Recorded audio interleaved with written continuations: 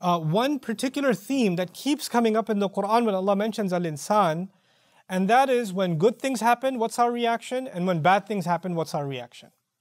Okay, and there are two kinds of reactions, we'll talk about that. But essentially, our reaction to good and bad. Good things happen in your life, how do you react? Bad things happen in your life, how do you react? Keep in mind that our weaknesses have already been mentioned. The ones that came with us. Halu' min ajal fi kabad, that's already there. Keeping that in mind, how do most human beings fail when they're tested with good or bad? Because both of those are tests. Allah says, وَإِذَا مَسَّ الْإِنسَانَ الضُّرِّ دعانا لجنبه أو قاعدا أو قائما فلما كشفنا عنه ضره مر كأن لم يدعونا إلى ضر مسه كذلك زين للمسرفين ما كانوا يعملون.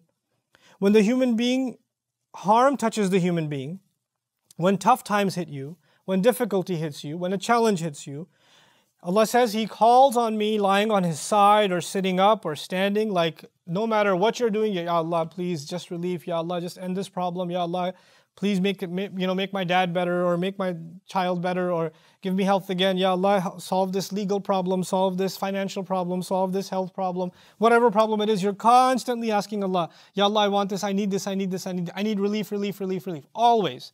And Allah says, فَلَمَّا كَشَفْنَا عَنْهُ ضُرَّهُ.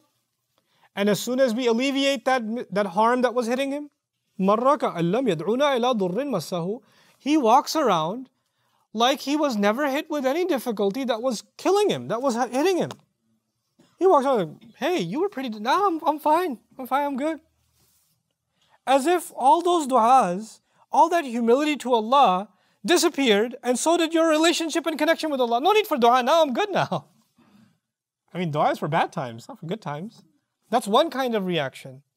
وَلَئِنْ أَذَقْنَا الْإِنسَانَ مِنَّا رَحْمَةً ثُمَّ نَزَعْنَاهَا. Another reaction, when we make the human being taste some of our mercy, that comes only from us, some good times, some relief, some happiness, you enjoy it just a little bit, then we take it away. ثُمَّ نَزَعْنَاهَا. Allah is saying that good time that came to you, you're not entitled to it. My health, my money, your money, my house, whatever I have, whatever loved ones I have, the people in my life, the things in my life, and my own being are not my property. Allah gave them out of a mercy only from Him, not because I earned them. And so He pulls back some of what is actually His, not mine. I wasn't entitled to it. But when He does, إِنَّهُ لَيَئُوسٌ كَفُورٌ. He becomes completely void of hope, extremely depressed. Nothing is good in my life. What do you mean good? Why should I be happy? I have no reason to be happy. You know what happened to me? You know what I've been through? And you're constantly focused on the negative. And then, as a result, because you're so depressed and focused on the negative, you can't be grateful. And that's why there's a logical progression. Kafur, extremely ungrateful, in denial that anything good is happening. Don't give me a lecture about how I need to be grateful. I don't want to hear it. وَإِذَا أَنْعَمْنَا عَلَى الْإِنسَانِ أَعْرَضَ وَنَأَى بِجَانِبِهِ. Then another kind of reaction.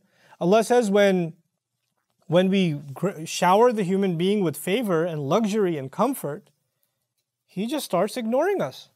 He just ignored us. وَنَأَى بِجَانِبِهِ. And turns to his side like, this is like, when times are good, man, I made some good investments. It turned out pretty good. No credit to Allah. Allah says, I gave you this, and you don't even turn back to me. You just turn away like it's all you. وَإِذَا مَسَّهُ الشَّرُّ كَانَ يَئُوسًا. And when harm hits him, when tough times come, completely void of all hope. وَإِذَا مَسَّ الْإِنسَانَ ضَرٌّ دَعَى رَبَّهُ مُنِيبًا إِلَيْهِ.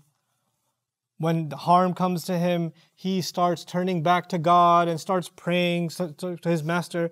ثُمَّ إِذَا خَوَّلَهُ نِعْمَةً مِّنْهُ نَسِيَ مَا كَانُوا يَدْعُو إِلَيْهِ. And when he wraps him around with luxury and favor, then he forgets everything he was calling to God for, and who he was calling to min qabl. وَجَعَلَ لِلَّهِ أَنْدَادًا. And not only that, he puts other entities besides Allah to compete with. And that doesn't just mean he worships other than Allah. It actually means he starts loving other than Allah, obsessing with other than Allah. All the time that used to go in dua, now it goes to himself or into his pleasures or into something else. Other things took now competitive space with Allah in his heart. That's what it's referring to. لِيُضِلَّ عَنْ سَبِيلِهِ. So not only is he himself misguided, he misguides others from Allah's path. Allah says, قُلْ تَمَتَّعْ بِكُفْرِكَ قَلِيلًا. This is really important to understand. Allah in this ayah is describing essentially a believer. A believer who, when he goes or she goes through hard times, makes dua to Allah. When they make dua to Allah, other people see them making dua to Allah, and what are they inspired to do? Also make dua to Allah. When you see someone in difficulty making dua to Allah, you are inspired to come closer to Allah also. They become a kind of role model for you. When difficulty comes to them and they forget about dua, and they forget about Allah, and they put but not difficulty, when Allah gives them good times and they forget about Allah and they completely lose the path of dua and lose humility towards Allah, then not only are they themselves misguided, didn't other people look at them as role models? Because they inspired themselves to learn dua from them, and now when they're gone off the deep end, then others go off the deep. لِيُضِلَّ عَنْ سَبِيلِ اللَّهِ. Allah says, قُلْ تَمَتَّعْ بِكُفْرِكَ قَلِيلًا. You better enjoy your ingratitude just a little more, because you're from the people of hell. Allah is very angry with people like that. May Allah protect us from being from them. وَإِذَا مَسَّ الْإِنسَانَ ضَرٌّ دَعَانَا ثُمَّ إِذَا خَوَّلْنَاهُ نِعْمَةً مِنَّا قَالَ إِنَّمَا أُوتِيتُهُ عَلَى عِلْمٍ. He says, when harm comes, he makes dua to us. When I wrap him around, when we cover him completely and envelop him in favor, he says, all of this favor came to me because of knowledge I have. I was given all this because I'm a genius. That's why. بَلْ هِيَ فِتْنَةٌ. It is nothing but a trial. You earn nothing in life because you're so smart. All of it was just a test. وَلَكِنَّ أَكْثَرَهُمْ لَا يَعْلَمُونَ. Most of them don't even know.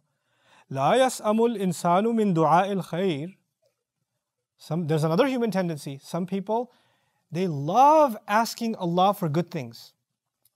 That's the only relationship they have with Allah. I'm making dua to Allah that I get that outfit. I'm making dua to Allah I get those sneakers. I'm making dua to Allah that, what's that new Nintendo thing that came out? The Switch. I'm making dua Switch for Eid, even before Eid. Ya Allah, make it Eid sooner. God, I need this. Making dua to Allah for stuff. All the time dua to Allah for stuff. And when you say, hey, is that the only stuff you make dua to Allah for? Yeah, what? I'm supposed to ask Allah, right? I'm being religious. You're religiously materialistic. Right? You're just asking Allah for stuff and stuff and stuff and stuff. And, when you ask Allah for things like, Ya Allah, pass me in the test, Allah pass me in the test, and then you fail. Because only thing you ever asked Allah for was dunya related. And does Allah always give you dunya when you ask for it? No. So you don't get it. Then what happens? وَإِذَا مَسَّهُ الشَّرُّ فَيَئُوسٌ قَنُوطٌ. And as soon as Allah, because you're going to only ask Him for worldly things, and He won't give you, then you become void of hope, completely depressed. What's the point of dua anyway? I made dua and I still failed. I made dua and I didn't achieve what I was hoping to achieve. So what's the point of dua now? I tried it. It doesn't work for me. As a matter of fact, things are much better when I don't. I feel happier. I know how you feel happy. I get you. But this is another tendency we have. This is again our loss. وَإِذَا أَنْعَمْنَا عَلَى الْإِنسَانِ أَعْرَضَ وَنَأَى بِجَانِبِهِ وَإِذَا مَسَّهُ الشَّرُّ فَذُو دُعَاءٍ عَرِيضٍ. Another tendency. He says when we give the human being favor, he ignores, he turns away. Like life is good, who needs God? I've literally met people who've said, I have a good job, I'm healthy, I have a car, I have career, I'm happy with my family, I look good, I feel good, I have good money and whatever. Why do I need religion? Why do I need Him? I have everything I need. Religion is for people who need it. I don't need it. Allah says when I shower him with favor, He ignores me, turns to His side. And then Allah says, وَإِذَا مَسَّهُ الشَّرُّ. And then another kind of person, when harm hits them, فَذُو دُعَاءٍ عَرِيضٍ. Then he makes long, elaborate du'as, non-stop du'as. Now he's put in his place, so he comes back to Allah and starts making dua. Like Allah is describing the hypocrisy of it. This is the kind of person, when good times will come again, what's going to happen again? Well, I needed religion for that time, I can go back to my old state now. فَإِنْ أَعْرَضُوا فَمَا أَرْسَلْنَاكَ عَلَيْهِمْ حَفِيظًا إِنْ عَلَيْكَ إِلَّا الْبَلَاغُ وَإِنَّا إِذَا أَذَقْنَا الْإِنسَانَ مِنَّا رَحْمَةً فَرِحَ بِهَا وَإِنْ تُصِبْهُمْ سَيِّئَةٌ بِمَا قَدَّمَتْ أَيْدِيهِمْ فَإِنَّ الْإِنسَانَ كَفُورٌ. Allah tells His Prophet ﷺ, if they ignore you, turn away from you, we haven't sent you to guard over them or watch over them. Your only job is to communicate a message. And if we make human beings taste any mercy from us, any even little bit, they get overjoyed. Fariha biha. Temporary happiness. And as soon as some calamity hits them because of their own sins, because of what they've done themselves, human beings then just tend to be extremely ungrateful. All the good that Allah has ever given them, forgotten. And of course, this is the tendency that we talked about previously in a previous discussion in Surah Al-Fajr. إِذَا مَبْتَلَاهُ فَأَكْرَمَهُ وَنَعَّمَهُ فَيَقُولُ رَبِّي أَكْرَمًا وَقَدْرَ عَلَيْهِ رِزْقَهُ فَيَقُولُ رَبِّي أَهَانًا. That when Allah gives him good, he says, Allah is really good to me. You know why I know Allah has honored me? Look at all the stuff He gave me. Look at all the stuff I have. This is an indication Allah loves me. And when Allah takes some of those things away, He says, God doesn't love me, man. God hates me. Look at what He put me through. Rabbi Ahanan. You know, some things are taken away from you and you're like, Allah, yeah, I don't know what He has against me. But He just loves putting me through misery. He just loves humiliating me. If this was the attitude of prophets, can you imagine? What would Nuh alayhi salam say about Allah every day for 950 years? Would he say, Rabbi Akraman or Rabbi Ahanan? One of the most noble messengers of Allah is insulted, made fun of, spit on, every day, for generations. If anybody had the right to say, Allah hates me, Allah is just putting me through a hard time, He loves humiliating me, it would have been someone like Nuh alayhi salam. He, Allah Azza wa Jal will describe, was one of ulul azmi min ar-rusul. One of the great resolved messengers, one of the most honored messengers. Why is it that your difficulty and mine, that people put us in, or we put ourselves in, is translated into Allah put me in this? Allah humiliated me. You know? And the only way Allah is good to me is if my worldly life becomes better. That's the only way for me to know Allah is good to me. In other words, we've become materialistic even in our relationship with Allah. This relationship is supposed to be spiritual, and it itself has become, based on material parameters.